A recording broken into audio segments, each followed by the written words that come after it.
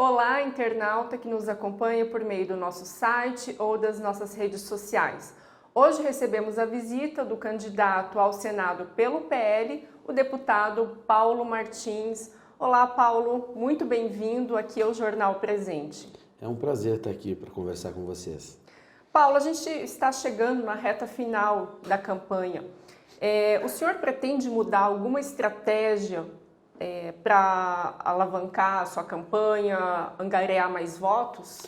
Minha estratégia está funcionando. Eu tenho crescido nas pesquisas, tanto as pesquisas já publicadas quanto o nosso próprio monitoramento, e está exatamente conforme eu tinha desenhado no início. Eu saí para uma disputa super difícil, onde os meus concorrentes têm conhecimento de 100% da população. Um é o Álvaro Dias, que é candidato desde 1968.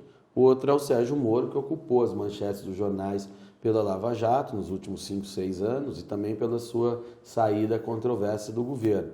Então, eu sabia que eu precisava de um processo eleitoral mesmo, da exposição, da rodagem, da articulação política para me tornar mais conhecido. Apesar de eu ter um trabalho como jornalista também e já exercer um segundo mandato, eu sou muito menos conhecido do que eles. Então, está dentro do que a gente desenhou e nisso o resultado vem sendo bom. A gente acredita que vai chegar ali na véspera da eleição à frente dos concorrentes. O senhor acha que é possível, então, nós estamos a cerca de pouco mais de 2 semanas para as eleições, o senhor acha que é possível, então, garantir essa eleição, sendo que nesta vez a gente só tem uma vaga ao Senado? Sim, claro. E o tempo, ele é meu aliado. Dentro do meu projeto, ele tá conforme eu esperei. A gente já tem pesquisa apontando aí com 16, 15 ou mais, tem outras coisas assim, não posso falar publicamente, levantamentos internos que não são registrados, né? Mas o voto para o Senado, especialmente, é um voto onde o eleitor decide mais em cima da hora. As próprias pesquisas apontam que mais de 60% dos eleitores não decidiram ainda o voto ao Senado. E dentre esses candidatos, eu sou o candidato de mais fácil identificação de que lado está. Eu conto com o apoio público do governador Ratinho, eu conto com o apoio público do presidente Bolsonaro. O eleitor vai saber quem é quem na hora que ele tiver que fazer essa decisão geral. Quem está alinhado ao presidente Bolsonaro sabe que a gente defende a vida, a gente defende a liberdade, a gente defende privatizações, a gente defende uma série de coisas que ele já conhece, né? É diferente dos outros dois. Um, como senador, praticamente fez oposição ao presidente. E o outro tentou derrubar o presidente. Então, no momento da escolha geral, onde isso vai acontecer, há uma tendência natural, é assim que eu espero, conto e trabalho para isso, de que o eleitor também identifique de que lado a gente está e identifique a minha candidatura. Bom, em 2018 nós tivemos na eleição o efeito Bolsonaro. E muitos políticos apontam que esse mesmo efeito não vai ter na eleição de 2022. O senhor tem o apoio dele aqui no nosso estado. O senhor acha que vai ainda haver esse efeito na eleição? Vai haver, eu não vou chamar só de efeito Bolsonaro. Constituiu-se no Brasil uma polarização. E a imprensa inteira fala isso de forma negativa. Não, não é negativa, é positiva. O Brasil está ficando numa situação normal, o resto do mundo é assim. Nos Estados Unidos, aos democratas e os republicanos. Na Alemanha, a social-democracia e a democracia cristã. Tem os verdes lá no meio, mas é auxiliar da social-democracia. Enfim, são 2 campos, é um campo vermelho e um campo azul. E aqui, a gente depois de 85, né, na redemocratização, a direita foi desarticulada, virou até palavrão. Não havia um campo conservador, pelo menos organizado politicamente. Então nós vivemos uma democracia maneta, que só tinha a centro-esquerda para a esquerda, só um lado da régua, e desacostumamos com uma realidade, com uma sociedade, é natural que ela se forme e tenha um campo que quer conservar mais, baseado na experiência humana acumulada, na transcendência da religião e tudo, e um outro campo que quer experimentar outras coisas, que é um campo mais progressista. É assim que funciona. E isso está se tornando forma no Brasil, né? O Brasil está se tornando mais normal, e isso vai acontecer nessa eleição, com toda certeza. E eu sou candidato do campo conservador. Bom, ter 2 campos, eu Não são duas candidaturas, Sim, são dois campos. São dois campos, ok. Mas em termos de radicalismo, como a gente tem visto, inclusive ataques, né, contra, seja de esquerda ou direita, como é que o senhor avalia isso, esse radicalismo? Essas coisas sempre aconteceram. Sempre aconteceram. Todo mundo aqui vai ter uma história para contar de uma briga, de uma eleição que aconteceu e tal. Só que hoje você tem muito mais campo para notícia. Eu não estou relativizando e nem estou tornando isso menos importante. Não deve acontecer. Mas não é um fenômeno de agora. Briga de bar ou um esfaquear o outro e tal. Isso já acontecia em eleições municipais, em eleições locais. Só que não virava grande notícia. Você vinha de uma realidade de imprensa onde o jornal tinha que escolher, porque é impresso, nem tudo podia ser notícia. A televisão também ainda tem um tempo que ela tem que fazer escolhas editoriais e ocupar aquele tempo. E hoje você tem a internet que é ilimitado, tudo é notícia. E tudo é compartilhado mais rapidamente e toma uma grande proporção. E eu acho isso bom, a notícia, não o fato, é bom deixar claro. Tá? Então eu não vejo nenhum movimento, e aí sim seria algo grave e para se pensar melhor, coordenado de, olha, estão se formando grupos políticos baseados, com ação política baseada na violência para atuar. Isso não está acontecendo, pelo menos no nosso campo. No campo da esquerda sempre teve o sindicalismo e o MST, que fazia essas coisas. No campo conservador nunca teve e não está tendo. Como jornalista, não falando como Paulo, político, mas como jornalista, como que o senhor tem visto os ataques que a imprensa tem recebido? A imprensa tem recebido críticas. Eu acho que teve um episódio agora lá no debate que foi impróprio. O deputado não pode agir daquele jeito. Não é assim que faz. Isso é lamentável. Mas a imprensa, ela acostumou a ser um canal de uma via só. Hoje o público que recebe o produto da imprensa, ele também tem a via de reclamar. Ele tem como se manifestar e mesmo sem ter a força do veículo, às vezes ele consegue ser um próprio veículo, se tornar um influencer com mais público do que veículos, né? É um fenômeno tecnológico que vai refletir como um fenômeno social e vejo que boa parte da imprensa, até pelo processo de formação médio dos jornalistas, uma visão, recebe uma formação no ambiente universitário mais progressista e tal, eu acho que extrapolou um pouco na postura como oposição a um governo, sabe? Você tem aí, eu até chamei, por exemplo, que se instituiu o Prêmio MAS de Economias. Tem uma notícia positiva gerada pelo governo, dão os números, mas tal, tem que ter sempre um porém. Ok, são livres para fazer e tem que fazer. E as pessoas são livres para criticar. A imprensa também tem que acostumar com esse ambiente de liberdade do público que a consome. Paulo, o senhor é o candidato apoiado pelo governador Ratinho Júnior. Na segunda-feira houve um evento em Curitiba que contou com a presença de outros candidatos ao Senado. O senhor acha que faltou, de forma mais explícita, o governador ter se manifestado em favor do seu nome? Os candidatos, por exemplo, o candidato Sérgio Moro não foi convidado para o evento e compareceu lá exatamente para constranger o governador. O governador é uma pessoa elegante, um cara que tem uma pegada política leve e tal, não quis se indispor, causar constrangimento e certamente optou por se segurar. Mas ele pessoalmente tem pedido o apoio a mim, para os prefeitos que o apoiam, tem vídeo feito comigo, está no horário eleitoral dele, inclusive, então eu não tenho nenhuma dúvida do apoio do governador. Eu acho que faltou um bom senso ao candidato, que foi comparecer num evento em que ele não era convidado.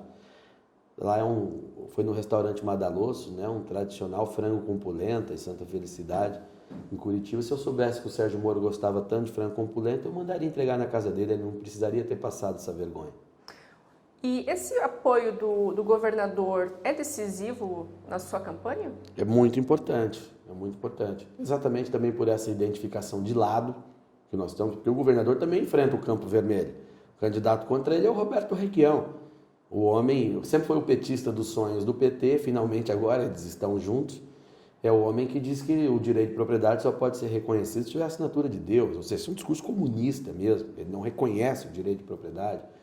Então, a disputa no governo, apesar do Ratinho não ser o Bolsonaro, ela também se dá entre Campo Azul e Campo Vermelho. Então, isso ajuda na minha identificação. O governador é uma pessoa que tem amplo apoio no Paraná, é um cara que tem um carisma pessoal reconhecido, então também ajuda na minha apresentação, sobretudo para quem ainda não me conhece, e agrega os apoios políticos. Há muitos prefeitos que têm atuado como parceiro do governador, que entendem que o projeto do grupo político é a candidatura do Paulo e também passam a se esforçar na minha candidatura. Então é muito importante mesmo. Candidato, o presidente Bolsonaro ficou amarrado com o Congresso Nacional devido ao que se chamou de orçamento secreto? Não. Tanto que o presidente vetou o orçamento secreto e o Congresso derrubou. Aliás, esse nome não é apropriado. É o segredo mais público do planeta. Todo mundo sabe quanto foi o orçamento, que dizem que é secreto. Enfim, mais um slogan do que uma realidade. Eu acho errado essa história das emendas. Desculpa. Eu defendo uma reforma no Pacto Federativo, que o dinheiro fique no município e que não vá para a União e depois o deputado tem que lutar para devolver parte do dinheiro que fica nos municípios. Então, sou um crítico desse modelo federativo que nós temos. As emendas de relator que foram estabelecidas ali, ela já era uma demanda do Congresso, exatamente porque na Constituição de 88 fica previsto que o parlamentar ele faz parte do orçamento, ou seja, essa estruturação de emendas. O ordenamento foi construído assim. Mas o Poder Executivo usava exatamente isso, segurar as emendas, para obter apoio político. Um deputado que não votasse com o governo não tinha suas emendas liberadas pelo Poder Executivo. Era assim que funcionava. Desde 88, o governo Collor, o governo Fernando Henrique, o governo do PT fez isso de forma tão dura que o Congresso decidiu impor emendas, criar as emendas chamadas emendas impositivas, que é aquela que obriga o Poder Executivo a pagar. Ele é obrigado a pagar, não paga mais conforme a sua conveniência. E não contente com isso, porque a demanda aumenta, o Congresso resolveu que era preciso ter maior controle sobre o orçamento e instituiu essas emendas de relator.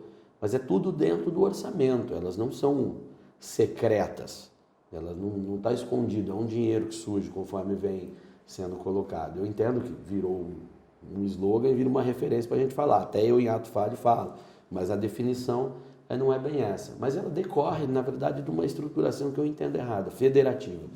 O senhor mencionou a respeito do Pacto Federativo, que é um assunto que passam os mandatos, se discute, mas nunca sai do papel.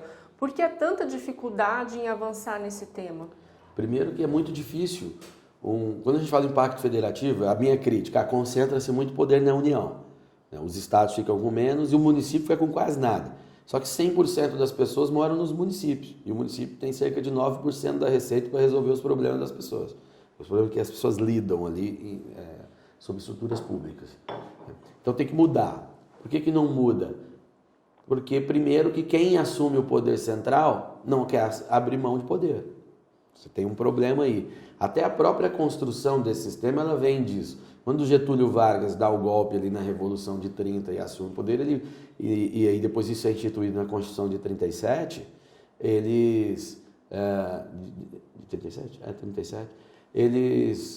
o Pacto Federativo é totalmente concentrado, para que ele mantivesse o poder todo sob o seu controle. O governo Bolsonaro foi o primeiro governo que aceitou abrir a discussão para abrir mão de poder. Ele aceitava e entendia que tinha que colocar. O Congresso perdeu a oportunidade. O Senado foi inerte e a Câmara dos Deputados não foi mobilizada nesse sentido. Muitos deputados pensavam assim, se o dinheiro for ficar no município, eu não tenho utilidade aqui. Eu perco o meu poder aqui de estar sobre os prefeitos. Então eu prefiro manter assim eu mantenho controle sobre prefeituras que precisam das minhas emendas aqui para fazer o trabalho. E aí a discussão não avançou. Foi uma oportunidade perdida. Porque essa história das emendas e do Pacto Federativo é o que dá origem, inclusive, ao chamado Centrão. Porque o município fica sem dinheiro. Então, aquela população acaba sendo induzida a escolher um representante não necessariamente pelo seu lado ideológico, mas um representante que vai garantir a ela acesso ao orçamento. Por isso que é o centrão, ele está no centro, ele vai estar em qualquer governo, porque ele quer acesso ao orçamento para atender as suas bases. Tá? Deixa eu lhe perguntar, o fim da reeleição poderia ajudar ou contribuir para que essas pautas importantes fossem aprovadas? Pode ser, é um bom ponto. Eu sou contra a reeleição, entendo que não deveria acontecer com o Poder Executivo. Você pode até talvez estabelecer um mandato de 5 anos, ampliar um pouquinho, mas não, a hipótese da reeleição ela vai contaminando o processo, a gestão, a disputa de poder, e eu acho que ela induz o governante às vezes a erro e induz as oposições também e a própria base a enxergar sempre uma eterna luta por poder ali. Isso vai ter um componente de luta por poder permanente, mas não é só isso. O senhor tocou num assunto importante que envolve o Centrão. O presidente Bolsonaro fez críticas ao Centrão, mas não tinha como administrar, né, se não contasse com apoio. Como é que o senhor avalia esse apoio que ele recebeu do Centrão? O senhor foi favorável ou não? Fui favorável. Não atuo necessariamente como um clássico deputado do Centrão, sou um deputado de posição, não dependo necessariamente de acessar o orçamento do governo, essas coisas. Se o governo não quiser me dar emenda, eu continuo atuando tranquilamente, não é o meu ponto, apesar de eu atender municípios. O Centrão, ele é uma realidade, veja, como eu falei na tua pergunta anterior, dando uma estruturação histórica do que forma o Centrão. E ele vai ter ali aquela situação de número, porque o Brasil tem quase 6 mil municípios, eles acabam elegendo a maioria de parlamentares, que tem essa relação de acessar o orçamento para atender os municípios. Então, seja qual for o presidente, ele vai ter que governar com o Centrão. Independente do governante, ele vai precisar. Governar sem o Centrão não é uma opção. Você fazer um discurso contra o Centrão, ou você não compreendeu aquela realidade, que pode acontecer, ou é um discurso que ajuda você a mobilizar moralmente a política, alguma coisa assim. Mobilizar, não moralizar, né? Mas não é real. Eu não vou governar com o Centrão. Vai governar com quem? Me conta, então. Não consegue. Vai governar com a esquerda? Vai governar com o PT? Não vai, o PT não quer, é a oposição a você. Então tem que governar com o Centrão. Não é uma opção e é apenas realidade política e social, porque o Centrão decorre de uma realidade social e jurídica. Paulo, a gente está, então, há poucos dias da eleição. Caso o senhor deseje deixar uma mensagem aos nossos internautas, né, que nos acompanham por meio do nosso site ou das nossas redes sociais. Eu te agradeço pela conversa aqui agradável e peço ao eleitor que tenha muita responsabilidade, sobretudo neste momento. Eu acho que é uma escolha entre um caminho de liberdade e um caminho autoritário. E não sou eu quem está dizendo isso sobre o caminho autoritário, é o Lula quem diz isso. O Lula fala em controlar a mídia, o Lula fala em modelos da Venezuela, modelo argentino econômico, que a gente está vendo o caos que está acontecendo. Documentos do PT falam em controlar as Forças Armadas, controlar a imprensa. Documento oficial do PT, está no site do PT, ninguém precisa acreditar em mim, acredito no PT. Então, não sou eu que vai dizer que eles não vão fazer o que eles estão falando que vai fazer. Então, quem não gosta do presidente Bolsonaro não gosto da estética, eu não gosto do jeito que fala, amigo, a escolha não é sobre isso, não é sobre isso. É sobre liberdade ou sobre um cabresto vermelho que querem colocar na tua cabeça. É muito simples. Muito bem, nós recebemos hoje o candidato ao Senado pelo PL, hoje deputado Paulo Martins.